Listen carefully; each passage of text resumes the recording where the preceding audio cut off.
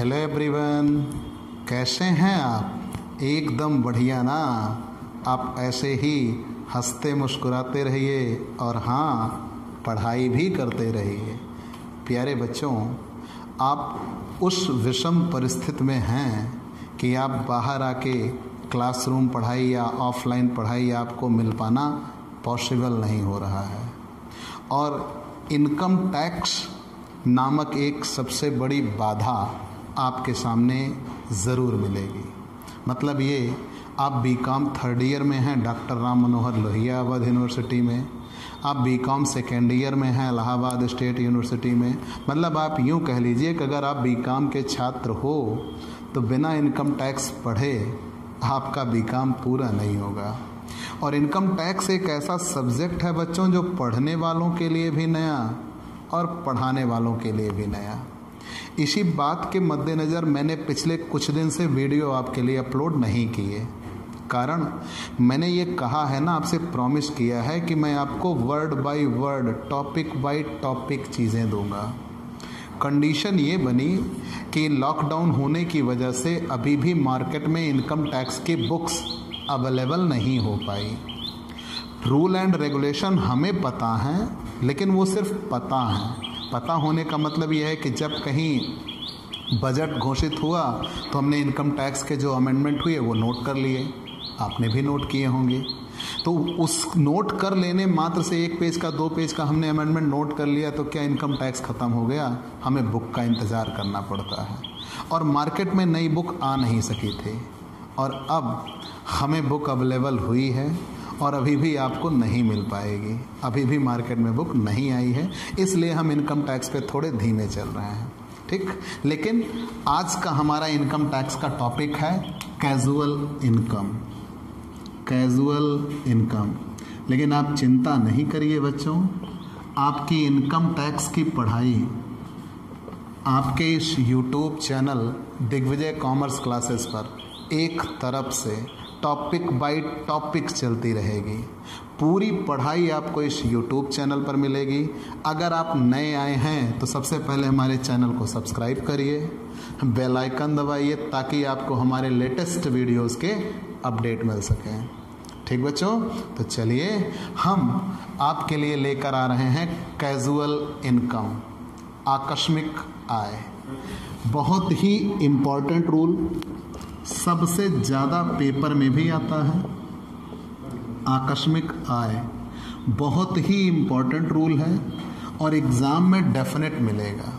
Exam में definite मिलेगा आकस्मिक आय। लेकिन इसके बारे में जानिए, नियम है क्या, आकस्मिक आय कहते किसे हैं। ठीक, पहले हम इसके डेफिनेशन जान लेते हैं, फिर इसके हम रूल एंड रेगुलेशन जान लेते हैं। जब हम इसके रूल एंड रेगुलेशन जान लेंगे तो आपके लिए एक रोचक उदाहरण लेके आऊँगा जो आप हमारे थंबनेल पर देखे होंगे कि वो कौन बनेगा करोड़पति से जीता।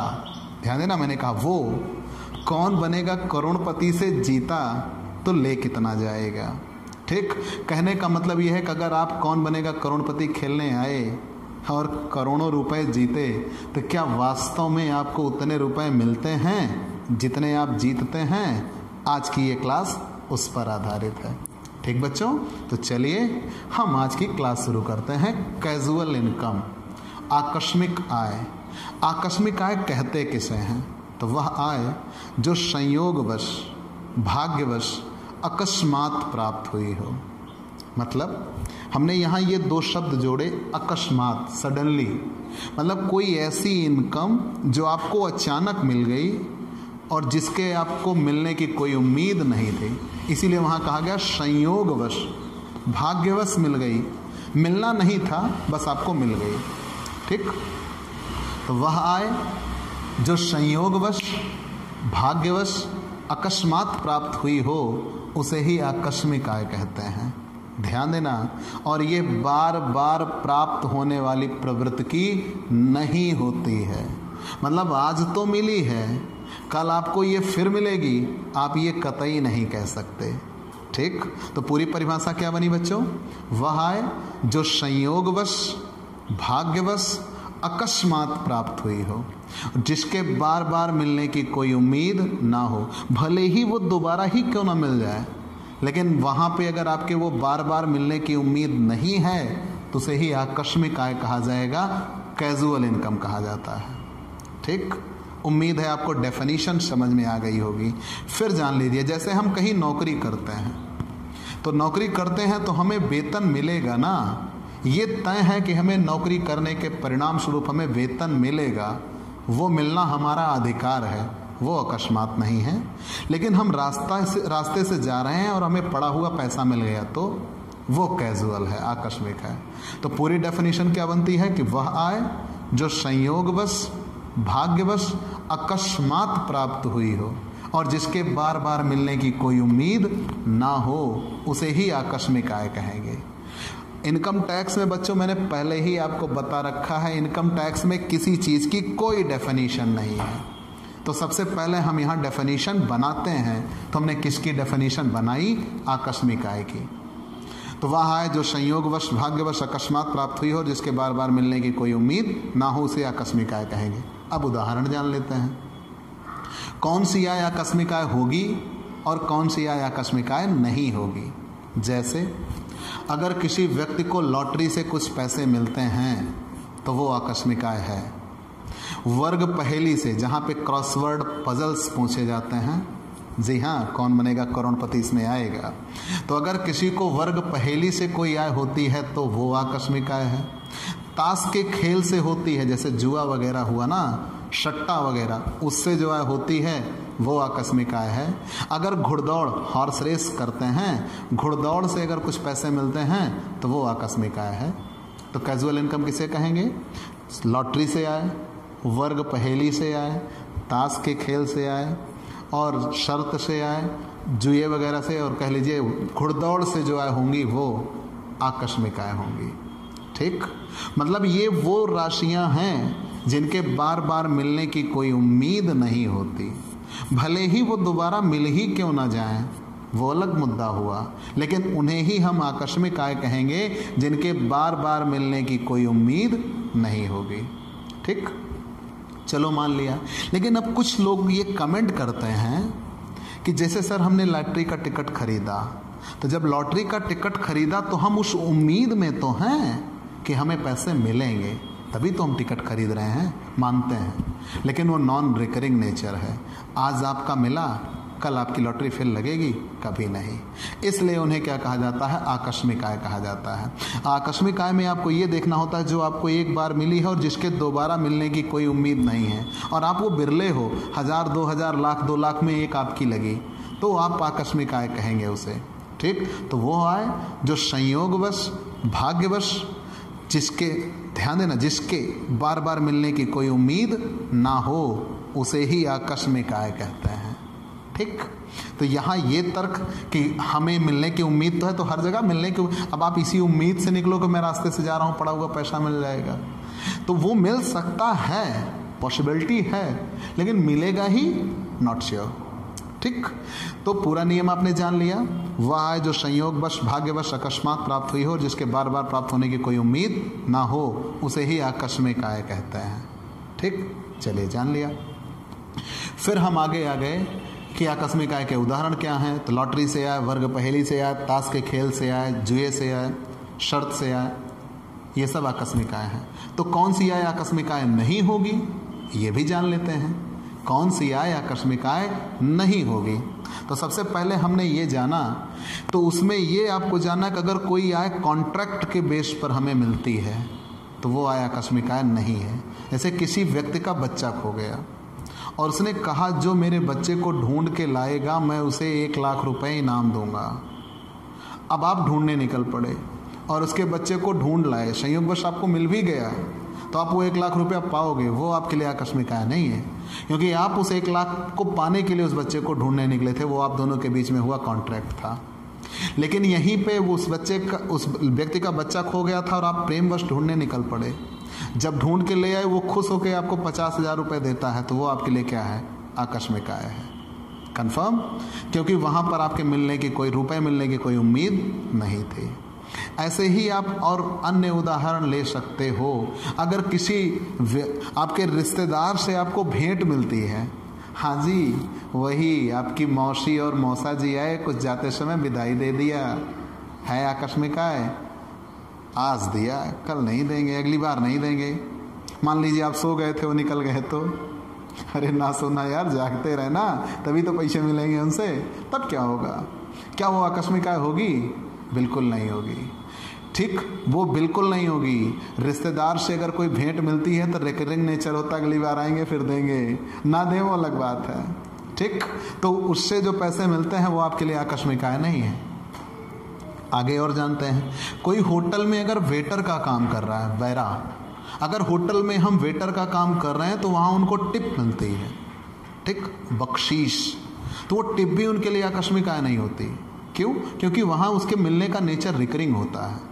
ऐसे ही वकील को अगर मान लीजिए कोई केस जीते और केस जीतने के बाद उसको कुछ पैसे मिलते हैं, मान लीजिए मुवक्किल उसका कुछ खुश होकर उसको इनाम के तौर पर दे दे। ऐसे ही डॉक्टर का आप मान लीजिए इलाज करवा रहे हो, आप सही हो गए तो आप डॉक्टर को खुश होकर कुछ दे देते हैं, तो उसके लिए आकस्मिक आय नहीं है, वो वहाँ पर रिकरिंग नेचर होता है, मिल सकता है। ठीक, तो आकस्मिक आय के लिए मैंने जो बताया, ताश के खेल, वर्ग, पहेली, जुआ, शर्त, घुड़दौड़, यहाँ से अगर कोई आय होती हैं तो वो सब क्या कही जाती हैं? आकस्मिक आय कही जाती हैं। चलिए, इनके संदर्भ में कुछ प्रावधान भी हैं, प्रोविजंस। आकस्मिक आय के संदर्भ में प्रावधान, 4 प्रावधान हैं बच्चों, और वो चारों आपको याद करने होंगे।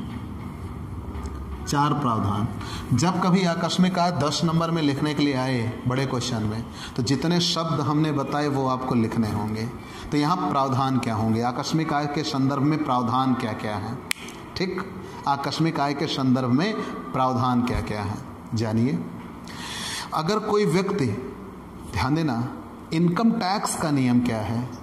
इनकम टैक्स का नियम यह है बच्चों, हम जितना कमाते हैं उसको कमाने के लिए जितना लगाते हैं उसमें से माइनस कर देते हैं। जैसे अगर मैं 10 लाख रुपए कमा रहा हूं और उस 10 लाख को पाने के लिए 8 लाख रुपए मैंने खर्च भी किए हैं, तो तुरंत उस 10 लाख में से वो 8 लाख माइनस कर दिया जाएगा। ये कहा जाएगा कि मेरी शुद्ध आय कितने रुपए? 2 लाख।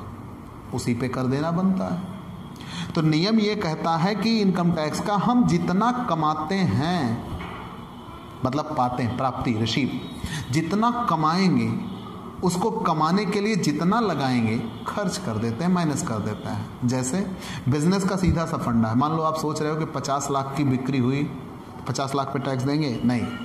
तो तुरंत आप ये देखो 50 लाख का सेल हुआ, उस 50 लाख की बिक्री करने के लिए कितने का सामान खरीदे थे, तो जितना उसकी लागत थी वो भी उसमें से आप क्या कर दीजिएगा? माइनस कर दीजिएगा। तब जो शेष बचेगा उस पर आपको टैक्स देना होगा।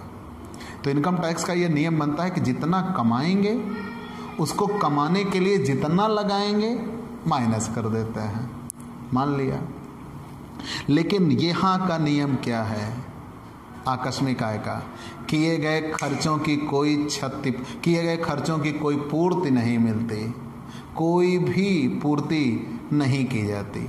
जैसे, तो नियम ये कहता है, मान लो आप लॉटरी का टिकट खरीद रहे हो, बार बार आप लॉटरी का टिकट खरीद रहे हो, हर बार 5,000 का लॉटरी का टिकट खरीदा, 10 बार आप लॉटरी का टिकट खरीद गए, 50,000 का आप टिकट ही खरीद चुके हो, और अंततः आपकी 5 लाख की लॉटरी लग गई। तो जब 5 लाख की लॉटरी लग गई तो आप ये कहोगे कि 5 लाख की लॉटरी पाने के लिए मैं 50,000 खर्च कर चुका हूँ, सही मायने में मेरी 4,50,000 रुपये बनते हैं, इस पर टैक्स दूंगा।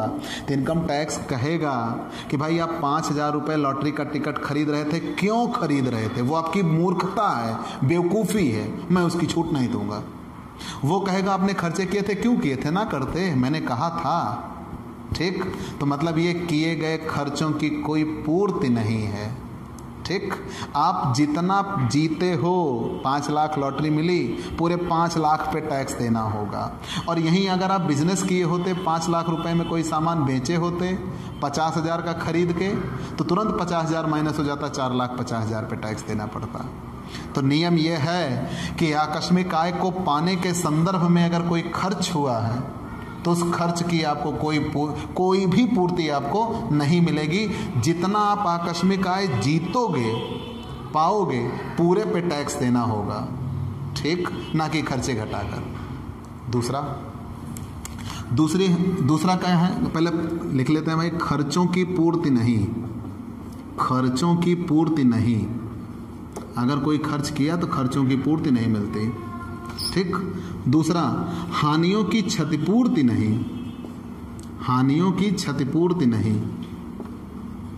हानियों की क्षतिपूर्ति नहीं। हानियों की क्षतिपूर्ति नहीं होगी। ये कैसे है? हानियों की क्षतिपूर्ति नहीं होगी कैसे? आप जानिए।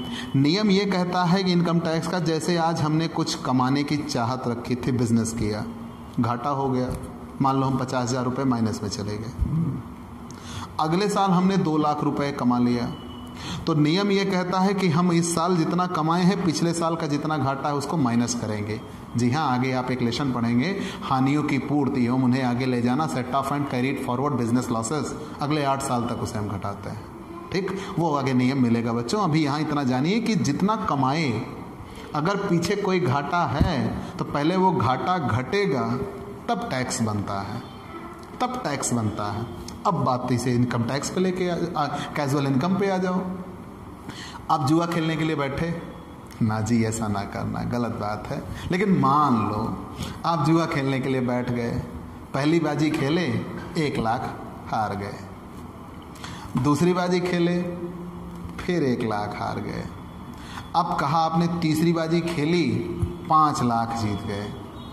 तो अब आप जब 5 लाख जीत गए तो इनकम टैक्स वाले पहुंचे, कहा टैक्स तो टैक्स देना पड़ेगा। तो आप कह रहे हो देखो यार 2 लाख हारा हूँ, 5 लाख जीता हूँ, 3 लाख बनते हैं, सही मायने में 3 लाख जीता हूँ, 3 लाख पर टैक्स ले लो। कहेंगे नहीं भाई, तुम हारे, तुम्हारी गलती, तुमने क्यों जुआ खेला, ना खेलते। हम इससे बिल्कुल वास्ता नहीं रखते कि आप जुआ खेले हो और आप हारे हो। आप जीते कितना हो ये बताओ, तो आप कहोगे 5 लाख जीते हैं, तो पूरे 5 लाख पे आपको टैक्स देना होगा। आप जो पीछे जस्ट उसी दिन जो पीछे आप हारे थे उसकी कोई क्षतिपूर्ति आपको नहीं मिलेगी, कोई कंपनसेशन नहीं मिलेगा। आप जितना जीते पूरे पे आपको टैक्स देना होगा। ठीक, तो नियम क्लियर हुआ। अगर पीछे कोई खर्च हुआ है तो उस खर्चे की कोई पूर्ति नहीं होगी, और अगर आपको कोई हानि हुई है तो उस हानि की कोई क्षतिपूर्ति नहीं होगी। आप जितना जीतते हो पूरे पर टैक्स देना होता है। अगर कुछ आप हारे तो वो आपकी गलती है, आप क्यों खेले थे, ना खेलते। हमने कहा था खेलने के लिए क्या। ठीक, ये इनकम टैक्स के स्टेटमेंट बाबू हमारे नहीं है। तीसरे पे आते हैं, आयकर की दर। आयकर की दर कितनी होगी, उस पर आयकर लगेगा, और आयकर कितने प्रतिशत लगेगा। आयकर 30% की दर से चार्ज किया जाता है। मतलब इंडिया में सबसे महंगा इनकम टैक्स 30% है, और आकस्मिक आय पे कर की दर अधिकतम होती है। मतलब जनरली क्या होता है, स्लैब से कर लगाया जाता है। जैसे आपके पास इस साल के लिए 2 स्लैब हैं, एक तो पुराना स्लैब है और एक वैकल्पिक स्लैब है। तो बेसिकली यह है 2,50,000 तक नहीं लगेगा, फिर उससे ऊपर चलेंगे तो 5%, फिर उससे ऊपर चलेंगे 20% या 10%, जो भी आप चुनते हो, ऐसे टैक्स लगता है। कैजुअल इनकम पे ऐसा कुछ नहीं है। आप जितनी आय प्राप्त करते हो उस पर आपको टैक्स देना होगा, और कितने % देना होगा, 30%। इस पर विशेष कर की दर का प्रावधान है। तो अगर किसी व्यक्ति को आकस्मिक आय होती है तो जितनी आय होगी उस पर उसे कितना प्रतिशत टैक्स देना होगा, 30% विशेष कर का प्रावधान किया गया है। चलिए ये भी जान लिया। आयकर की दर कितने प्रतिशत है, 30%। और उद्गम स्थान पर कर की कटौती होगी। उद्गम स्थान पर कर की कटौती, उद्गम स्थान पर कर की कटौती, उद्गम स्थान पर कर की कटौती की जाएगी। उद्गम स्थान पर कर की कटौती मतलब जिस जगह आय उत्पन्न हो उसी जगह कर काट लिया जाता है। ठीक, मतलब आय के उत्पन्न होने वाले स्थान पर ही कर काट लिया जाता है।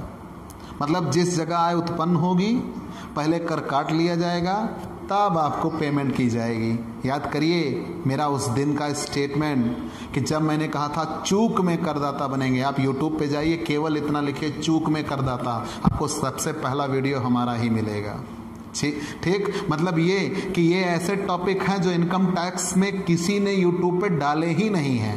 अब आप सोचिएगा। ठीक, सबसे बेहतर आपको यहाँ मिलेगा दिग्विजय कॉमर्स क्लासेस पर। ठीक बच्चों, तो आते हैं इधर।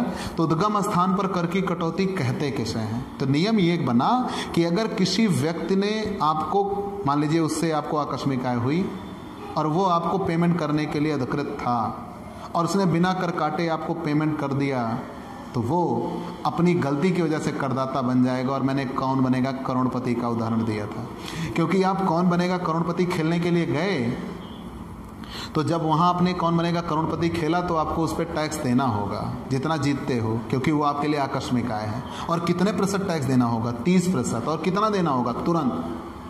तुरंत कर देना होगा। तो वहाँ अमिताभ बच्चन साहब बैठे हैं, अगर उन्होंने बिना कर काटे आपको पेमेंट कर दी तो वो अपनी गलती की वजह से करदाता बन जाएंगे, उनको उस पर टैक्स देना पड़ जाएगा, अब आप निकल जाओगे। ठीक, तो जब आप निकल गए आप उस पर टैक्स नहीं दोगे, आपके टैक्स का भुगतान उनको करना होगा, क्योंकि उन्होंने गलती कर दी, बिना कर काटे आपको पेमेंट कर दिया, वो चूक में करदाता बन गए। ठीक, तो यहाँ नियम क्या है? उद्गम स्थान पर कर की कटौती होगी, जिस जगह आय उत्पन्न होगी उसी जगह कर काट लिया जाएगा। कितना कर काटा जाएगा? 30%। मुद्दा यह है कब काटा जाएगा। अगर आप कोई शर्त लॉटरी आदि से पैसा जीतते हो और जीती गई राशि 10,000 रुपये से ज़्यादा है, तब उद्गम स्थान पर कर की कटौती की जाती है। कितने से ज़्यादा है? 10,000 से ज़्यादा है, तब उद्गम स्थान पर कर की कटौती की जाती है। और अगर कहीं घुड़दौड़ वगैरह से आपको पैसे मिले, घुड़दौड़ से आप जीतते हो, वो भी 10,000 रुपये से ज़्यादा है, तभी उद्गम स्थान पर कर की कटौती की जाएगी, अन्यथा उद्गम स्थान पर कर की कटौती नहीं होगी। मतलब नियम यह है कि अगर 10,000 रुपये से कम होते हैं तो उद्गम स्थान पर कर की कटौती नहीं की जाती है, नहीं तो उद्गम स्थान पर कर की कटौती की जाती है। ठीक, आगे बढ़ते हैं। तो आपने क्या क्या नियम जान लिया? वह आय जो संयोगवश भाग्यवश अकस्मात प्राप्त हुई हो उसे ही आकस्मिक आय कहते हैं। जैसे लॉटरी, वर्ग पहेली, ताश के खेल, जुआ, घुड़दौड़, इनसे आय। ठीक, आकस्मिक आय के संदर्भ में प्रावधान क्या है? किए गए खर्चों की कोई पूर्ति नहीं मिलेगी, हानियों की क्षतिपूर्ति नहीं मिलेगी, आयकर लगेगा 30% की दर से लगेगा और तुरंत लगेगा। ठीक, तुरंत लगेगा। उद्गम स्थान पर कर की कटौती होगी। अगर प्राप्ति 10,000 रुपये से ज़्यादा है, मतलब जीत 10,000 रुपये से ज़्यादा है, घुड़दौड़ से जीत 10,000 से ज़्यादा है, लॉटरी में जीत 10,000 से ज़्यादा है, तो उद्गम स्थान पर कर की कटौती होगी। और कितने प्रतिशत की दर से होगी? 30% की दर से होगी। ठीक, तो अब एक क्वेश्चन लेते हैं। मान लीजिए कोई व्यक्ति कौन बनेगा करोड़पति खेलने गया। ठीक, कोई व्यक्ति कौन बनेगा करोड़पति खेलने के लिए गया और पूरे 7 करोड़ रुपए जीते, तो कितना वो घर लेके जाएगा? ठीक, बहुत ही यक्ष प्रश्न है। आप ये सोचते हो भाई इतने रुपए पा गया, हम दिखाते हैं। आज आपके दावा है, इनकम टैक्स जान के आपके पैरों के तले ज़मीन खिसक जाएगी। ठीक, चलिए बच्चों, मान लीजिए कोई व्यक्ति 7 करोड़ रुपए जीता, 7 करोड़ रुपए जीता। तो जब 7 करोड़ रुपए जीता तो कितना टैक्स दे के जाएगा और कितना इनकम लेके जाएगा? तो आपने इसे क्या कहा? आकस्मिक आय कहा। और आकस्मिक आय 7 करोड़, आकस्मिक आय इकाई, दहाई, सैकड़ा, हजार, 10,000, लाख, 10 लाख, करोड़। चलिए 7 करोड़। तो अगर किसी व्यक्ति ने 7 करोड़ रुपए जीते तो कितना टैक्स देगा? क्या वो स्लैब से कर देगा कि विशेष कर का निर्धारण होगा? विशेष कर का निर्धारण होगा। तो मैंने अभी कहा है, अगर किसी व्यक्ति ने कौन बनेगा करोड़पति खेला, रुपए जीते, तो उसके बार बार जीतने की कोई उम्मीद नहीं है, वो उसके लिए आकस्मिक आय होगी। अब वो अगर आकस्मिक आय होगी तो तुरंत उस पर उसको टैक्स देना होगा। और कितने प्रतिशत देना होगा? 30%। ठीक, विशेष कर की दर। और 10,000 से ज़्यादा भी जीत रहा है तो 30% कर देना होगा। 7 करोड़, 1 2 3 4 5 6 7 भाई 7 करोड़ का 30%, 2 करोड़ 10 लाख रुपए टैक्स निकल गया। 2 करोड़ 10 लाख रुपए, 1 2 3 4 5 6 जीरो गिनने पड़ जा रहे हैं बच्चों। ठीक, चलिए इकाई, दहाई, सैकड़ा, हजार, 10,000, लाख, 10 लाख, करोड़। 2 करोड़ 10 लाख रुपए टैक्स दे दिया। अभी भी आप सब्र रखिए बच्चों, अब आप ये सोच रहे हो कि 7 लाख पाया 2 करोड़ 10 लाख रुपए टैक्स। जी हाँ, और आगे जाएगा। तो जब 2 करोड़ 10 लाख रुपए आपने टैक्स दे दिया तो 7 करोड़ में से 2 करोड़ 10 लाख टैक्स दे दिया तो आपके पास केवल कितने रुपए बचे? 4 करोड़ 90 लाख रुपए। कितने रुपए बचे? 4 करोड़ 90 लाख रुपए बचे टैक्स देने के बाद। मान लिया, लेकिन ये इनकम टैक्स था, कंप्लीट इनकम टैक्स नहीं था। ठीक, अभी आपको शिक्षा अधिभार देना होगा, सरचार्ज। अब सरचार्ज का नियम क्या है? अगर किसी व्यक्ति की आय, अब यहाँ पे आप देखते चलिए बच्चों, लेस करेंगे सरचार्ज, लेस सरचार्ज। तो सरचार्ज ये कहता है अगर किसी व्यक्ति की आय 1 करोड़ रुपए से ज़्यादा हो, पहले तो 50 लाख से ज़्यादा हो और 1 करोड़ से कम। पहली चीज़, अगर किसी व्यक्ति की आय 50 लाख से कम हो तो अधिभार नहीं देता। हमारे यहाँ का इनकम टैक्स का प्रोसीजर ऐसा बनाया गया है, जैसे जैसे इनकम बढ़ती जाएगी वैसे वैसे टैक्स बढ़ता जाएगा। तो नियम तो यह है कि 2,50,000 तक कर नहीं देंगे, 2,50,000 से 10 लाख तक, 2,50,000 से 5 लाख तक 20% देंगे। फिर उसके बाद हम आगे आएंगे, या 10% ऐसे बनाया गया है स्लैब। हमारे यहाँ स्लैब ऐसा बनाया गया है बच्चों, 2,50,000 तक टैक्स नहीं देते, 2,50,000 से 5 लाख तक 5% देंगे, 5 लाख से 10 लाख तक 20% देंगे, 10 लाख के ऊपर 30% देंगे। तो चाहे जो व्यक्ति फिर 30% में आया अगर ज़्यादा है तो, जी हाँ, लेकिन सिर्फ 50 लाख तक। अगर 50 लाख से ज़्यादा कमाया तो फिर वो अधिभार देगा, सरचार्ज देगा। कितने प्रतिशत? अगर उसकी आय 50 लाख से ज़्यादा और 1 करोड़ से कम बनती है तो 10% अधिभार देगा, सरचार्ज। अगर उसकी आय 1 करोड़ से ज़्यादा बनती है, 2 करोड़ से कम है तो 15% अधिभार देगा। अगर उसकी आय 2 करोड़ से ज़्यादा है, 5 करोड़ से कम है तो 25% अधिभार देगा। और अगर उसकी आय 5 करोड़ से भी ज़्यादा है तो 37% अधिभार देगा। तो यहाँ इनकी आय 7 करोड़ है जो कि 5 करोड़ से ज़्यादा है, तो इन्हें सरचार्ज देना होगा, वो भी कितने प्रतिशत? 37% ऑफ इनकम टैक्स। अब यही नियम है बच्चों, जो अधिभार लगता है सरचार्ज वो आय पर नहीं लगता, निकाले गए आयकर पर लगता है। तो यहाँ निकाला गया आयकर कितना है? 2 करोड़ 10 लाख। तो इस 2 करोड़ 10 लाख का इन्हें अधिभार देना होगा, वो भी कितने प्रतिशत? 37%। तो 37% ये देंगे 77,70,000 रुपये अधिभार, 77,70,000 रुपये। ठीक, तो 4 करोड़ 90 लाख में से ये घट गया तो कितना बचा? 4 करोड़ 12,30,000 रुपये। इनके पास इतनी आय बची। ठीक, अभी भी ये नहीं मिलेंगे, कारण फिर यहाँ पे आएगा एजुकेशन सेस, और एजुकेशन सेस कितना देना होगा आपको? 4%। एजुकेशन सेस कितना देना होगा? 4%। तो 4% कितना लगेगा? ये किस पर लगता है? एजुकेशन सेस निकाले गए आयकर, निकाला गया आयकर कितना है? 2 करोड़ 10 लाख प्लस एजुकेशन अधिभार 77,70,000, मतलब ये दोनों हो गया 2 करोड़ 87,70,000। इस 2 करोड़ 87,70,000, 2 करोड़ 87,70,000, ठीक, पर कितने प्रतिशत देना होगा? 4% अधिभार देना होगा। 2 करोड़ 87,70,000 पे आपको कितने प्रतिशत अधिभार देना होगा? 4% सरचार्ज देना होगा, 4% सरचार्ज देना होगा। तो जब 2 करोड़ 87,70,000 पर 4% सरचार्ज देंगे तो कितना आ जाएगा? 11,50,800, 11,50,800। इतना चेक कर लेते हैं, इकाई, दहाई, सैकड़ा, हज़ार, 10,000, लाख, 10 लाख, 11,50,800 रुपये देंगे।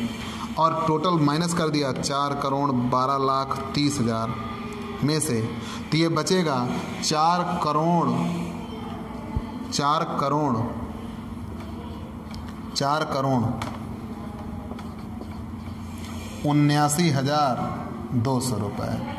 मतलब अगर किसी व्यक्ति ने 7 करोड़ रुपए जीते, ठीक, 7 करोड़ रुपए जीते, कौन बनेगा करोड़पति से? तो उसे आज की डेट में केवल कितने रुपए मिलेंगे?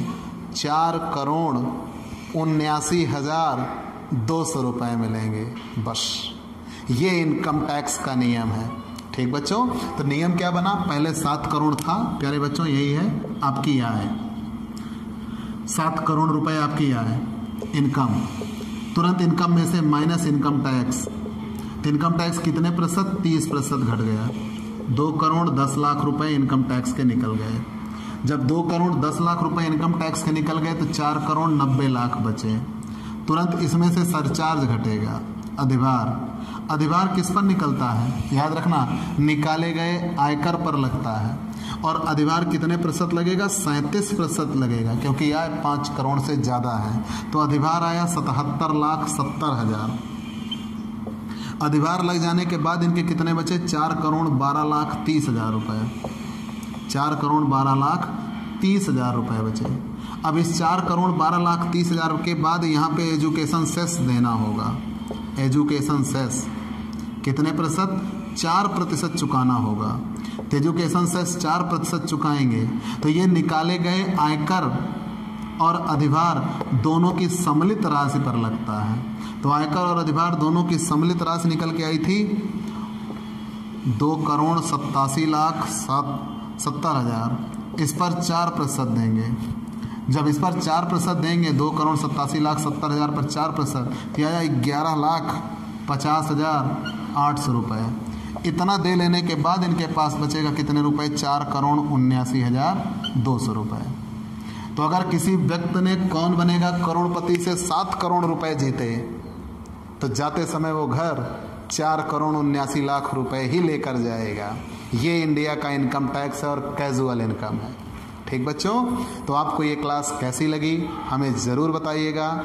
आप लाइक और कमेंट ज़रूर करिएगा। ऐसे ही दिलचस्प टॉपिक के लिए आप हमारे दिग्विजय कॉमर्स क्लासेस नामक यूट्यूब चैनल से जुड़ें। और बीकॉम की 1 by 1 पढ़ाई के लिए आप हमारा पेड क्लास लीजिए, जिसमें आपको सारे रेगुलर वीडियोस पूरे टॉपिक के साथ आपको मिलते होंगे, और वो जो आपको पूरे ऑनलाइन प्लेटफॉर्म पर कहीं नहीं मिलेंगे, उस दावे के साथ कि हम सबसे बेहतर आपके लिए लेके आएंगे।